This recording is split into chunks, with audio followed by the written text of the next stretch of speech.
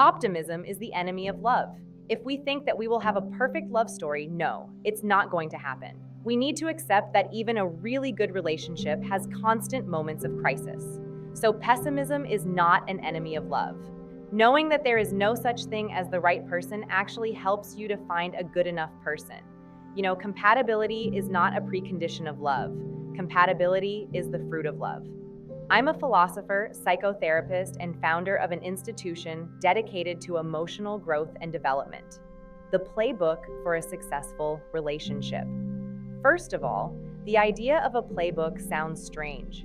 The idea of a playbook that you need to create to get in a relationship sounds really odd. You think, I don't need a playbook. I just need to head on in there, get a dating app, and off I go, and a nice new pair of clothes. But isn't it interesting, and wouldn't it be lovely to have a playbook that would be trying to guide you to acquire the knowledge that you need for love? So the idea that love is a skill rather than an emotion is a strange one, but I think an absolutely essential one in the worldview that I'm positing. If somebody said, I'm going to climb Mount Everest or K2, you would say, okay, how have you prepared for this? And you'd be expecting them to show up with ropes, with training programs, with oxygen, with specially prepared packs of food. You can get the metaphor. We walk into the mountain of love without sufficient preparation and equipment, and then we're surprised that we routinely tumble off the mountain and we blame the other person. We say we didn't match the right person, we haven't found our person. We go back on the dating app and we go ever further to try and find the right person. Don't get me wrong, dating apps have their role. Sometimes we need to scan and see who's out there and find a person who halfway meets us where we want to be. But once you've found a more or less suitable person, that's when the work begins. And the work is to turn a stranger into somebody that you can understand and who can understand you without bottling it, without panicking, without throwing them in the bin, without saying, we can't work this out. If after 5 weeks in a pleasant mini break in Copenhagen, we suddenly have a conflict. No, the point is, you need to stay where you are and try and figure it out. But most people give up too soon.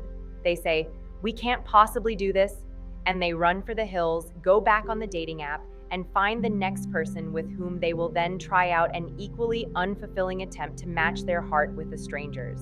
What we need to do is to start to create right people rather than search for them. And what does that mean to create a right person? It means to work on yourself psychologically and therapeutically so that you understand your script from childhood and do not simply play it out onto innocent person after innocent person, that you take responsibility for the problems that you are bringing into a relationship. At an institution that is dedicated to emotional growth and development, we tell our people that when they honor date with somebody, among the first questions is to ask people playfully, how are you crazy? What does that mean? How are you crazy? Why is everybody crazy? They're not necessarily crazy. Well, all of us have stuff that we need to be on top of. And if your person at dinner says to you, yeah, I get the question. Yeah, I've got my crazy. And my crazy is this. My crazy is that. My father, my mother. This is turning out to be a safe person. If the person goes, how do you mean? I can't possibly answer that question. That's rude. You think I'm not right or imperfect. Run for the hills. Drop it right there and then. I'm exaggerating, but this is probably not a person you should be hanging out with because none of us need or can have perfect partners. But what we can have and must search for and must try to become is people who know enough about their patterns to be able to warn their prospective partners of what's going on and take averting action. The beginning of therapeutic relationships is to know that two people, when entering a couple, are not entering without a lot of history. It is essential that couples learn as much as possible about that history so that they are ready for the challenges and perplexities of love. A therapeutic relationship requires that each partner get on top of their dynamics that date back to childhood and are able to discuss them with relative grace, patience, and insight with their partner so that when problems arise, and they will, they can adopt a therapeutic language.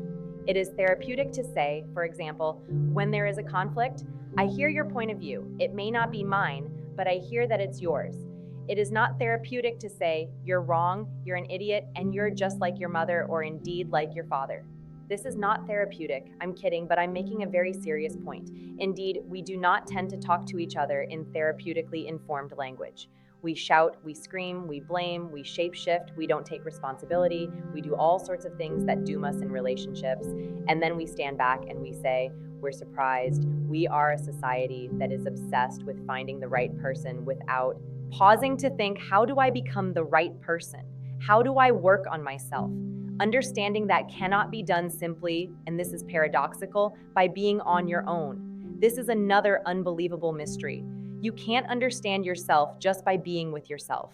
You need other people. Why is that? It's like, why do you need a mirror to see the back of your head? Because we don't have eyes there. We need someone to help us to see the things that are really hard for us to see. And psychotherapy gives us a forum in which we can come, tell the therapist about what's going on in our lives, explain what happened last Monday, explain what happened when we took that trip to New York or Buffalo, wherever it is, what happened, and then slowly pattern recognition sets in. The therapist is able to go, it's funny.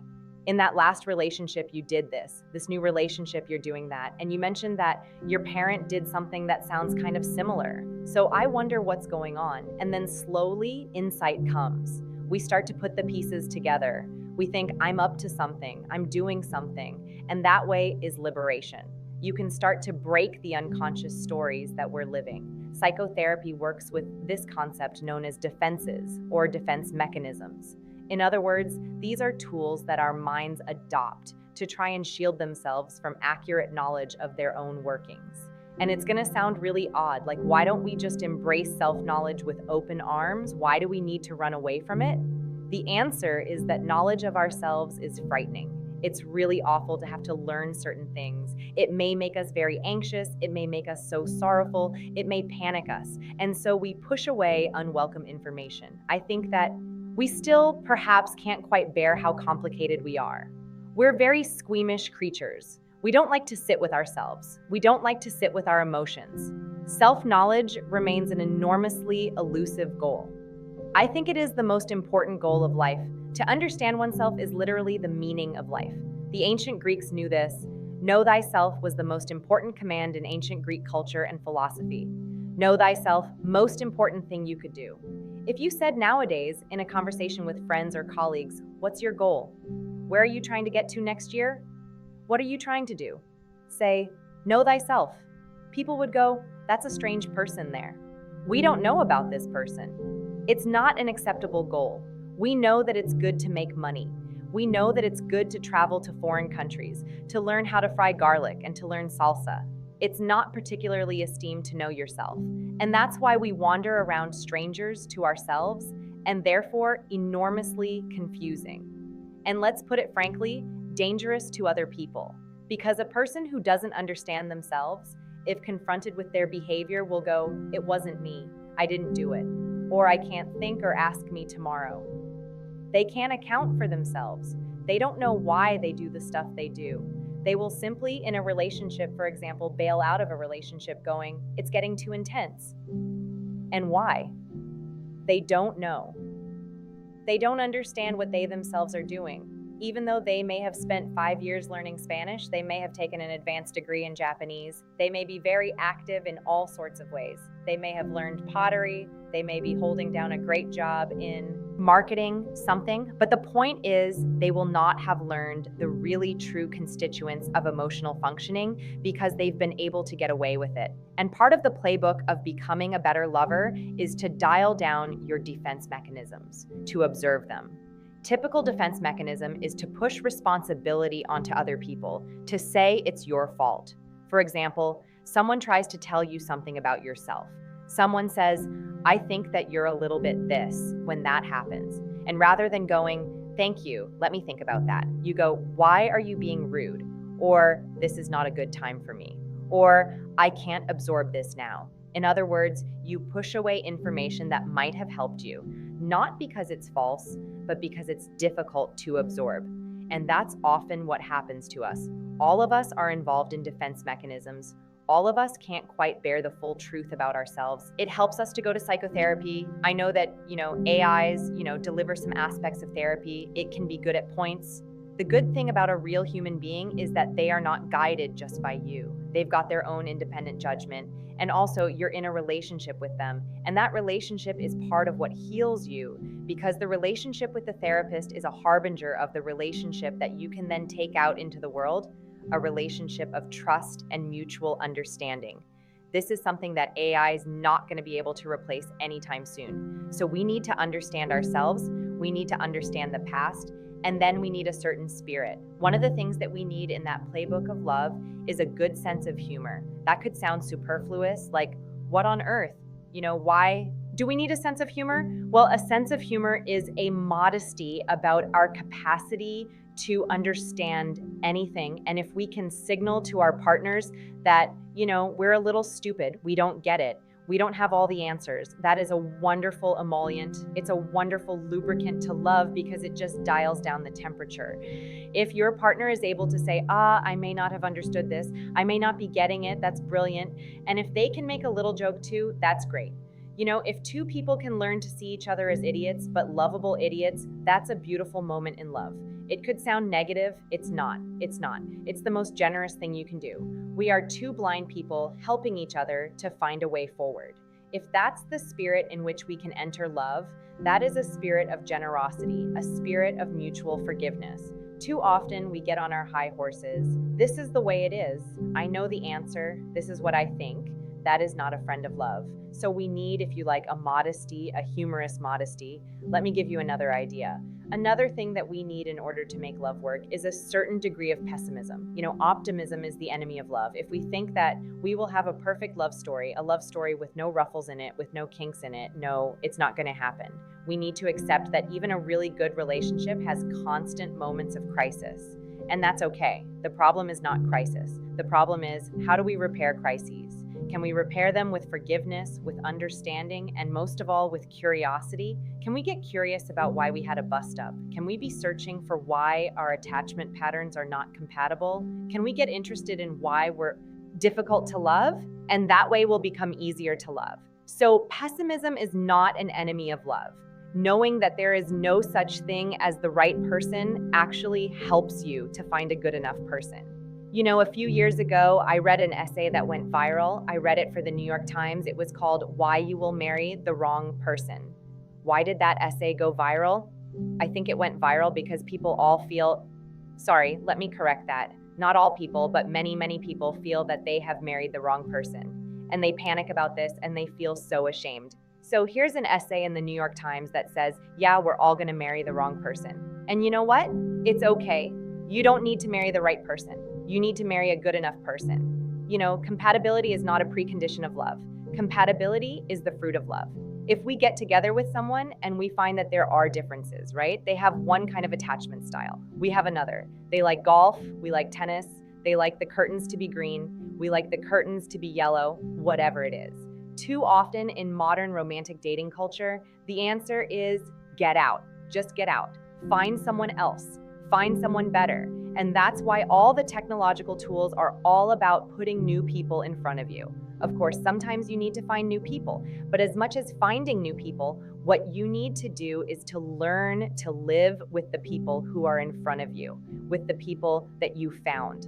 Many of us have already found a good enough partner, and yet we throw them in the bin because we are taught by romantic culture that we can always find a perfect person with whom it will click immediately. And this is such a destructive idea. If you think, the work starts here, the work starts when you have a problem, then you roll up your sleeves and you think, okay, well, I know that I broadly think this person is a nice person. Now we're going to work at making sure that it can work. And so we're going to talk and we're going to take this problem apart. We're going to become like engineers who've got a malfunctioning machine. We're going to sort it out. This sounds unromantic, doesn't it? Imagine saying, in order to make my relationship work, every evening I've talked for an hour in really patient ways. You think, oh my God, go to Vegas, find someone easier. Well, good luck to you. Maybe you'll find that person. But for some of us, especially some of us who've come through difficult relationships in our past, we may need to go and do that kind of excavation. Maybe that's fine. I think that a good enough person is someone who will engage with the business of working towards compatibility, that they won't assume that you are wrong just because there are problems. They will know how to repair crises. They will know how to be curious. They will know how to listen. They will know how to be patient. That is compatible with all sorts of problems. Sexual problems, relational problems, administrative problems, doesn't matter. You can work through them. So the wrong person is someone who stonewalls, who always blames you, who blanks out, who says, it's not my responsibility, or it was easier with my ex, and why are you so difficult, etc. These people are trouble because they are refusing the work of love. So it doesn't matter if you have many difficulties. That's okay. The problem is your attitude to the difficulties. And the solution is an attitude of indulgence, of curiosity, and of calm consideration of the flaws that unite us all. We are all mad monkeys. And so long as we've been kind towards the mad monkey and all of us, we'll be okay. One of the real problems, and there's simply no solution, but we need to accept that there's a real problem, is how long it takes to work out who we are as lovers, as people interested in relationships, who we are. It takes so long, and it takes especially long to try and change our patterns. If we are somebody who sabotages relationships every time that love comes along, how long is that going to take to unwind this? Well, it takes insight, but then it takes, as it were, work, true work. And sometimes people go to therapy for 6 sessions or 12 sessions and they go, I haven't changed, therapy doesn't work. And let's come back to my earlier example about language. Imagine that you decided middle age as an English speaker to pick up Korean or Finnish. And you went to 6 lessons and you tried to learn Finnish and Korean. And by the end of 6 lessons, you could barely ask for, barely say your own name or say hello. And then you blamed it on the whole process and you said, I'm not learning this language, it's rubbish. People would say you're being too impatient. And I think that some of the same holds true for rewiring our emotional language. We can't pick this up in 6 sessions or 50 minutes. It takes a long time. A pattern that was laid down over decades is going to take many years to figure it out. Believe me, it's bad news. I wish it weren't so. Can we do anything in the meantime? Yes, of course we can. We can be learning and walking. We don't have to pause and just sit by the roadside. We can be starting on the path of relationships. We can be starting from a, relatively young age, but we need to be doing the work alongside, and we need to be able to at least do the first thing, which is to say, I'm learning, I'm a learner. There's a real difference between someone who goes, I know it all, and someone who knows that they are still learning. When the ancient Greek philosopher was asked why he was the wisest person in antiquity, he said, because I know what I don't know. In other words, that the birth of true wisdom is associated with the knowledge of your ignorance. I think that's the best way we can proceed also in relation to our love lives. There are lots of questions that we could learn to ask ourselves and our partners in order to try and find a better relationship. One of them is this: when I get close to you, how does that feel? Right?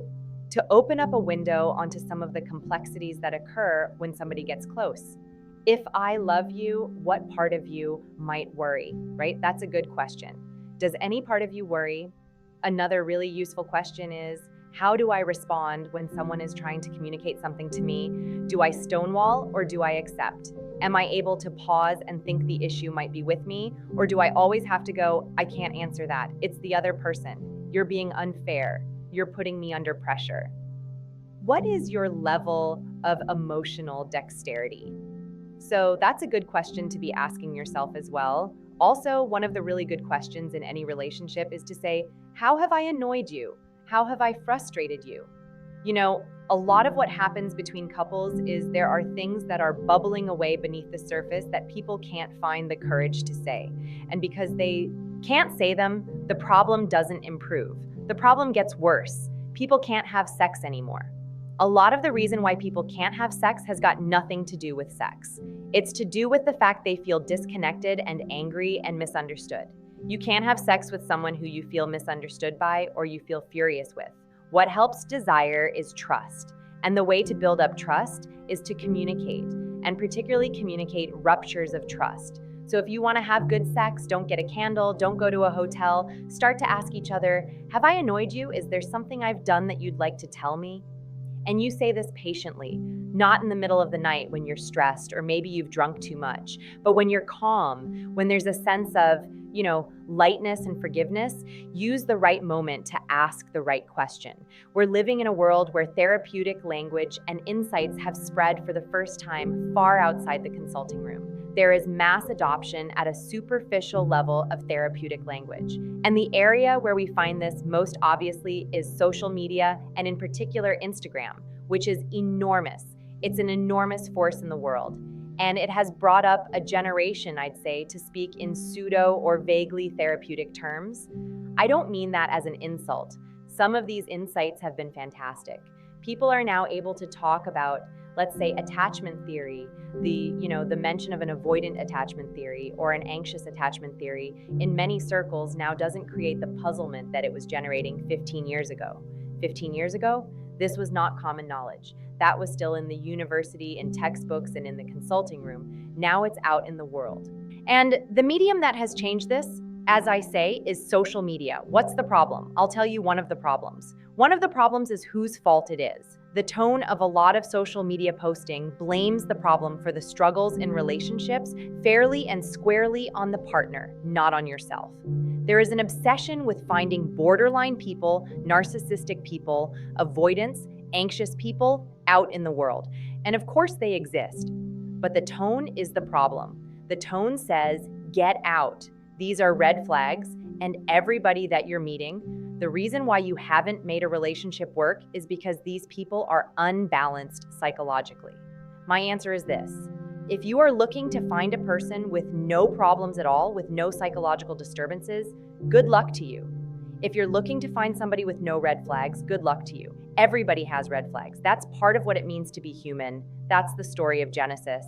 A story of Genesis is Adam and Eve had some red flags. That's what it is to be human being, is somebody with a red flag. So the problem is not the red flag, it's how you deal with it. And this is what I worry that therapeutic culture on social media doesn't train us to do. It doesn't train us for patience. It doesn't train us to think we might be the problem. It doesn't ask us to think what we've brought to the situation. It doesn't create an atmosphere of forgiveness. The reason is very simple. Outrage sells. It's more fun. It feels more spirited. It's punchier to say that ex of yours, they're the avoidant, they're crazy, they're narcissistic. It sounds better and it leaves everybody happier. But long term, it's not the solution.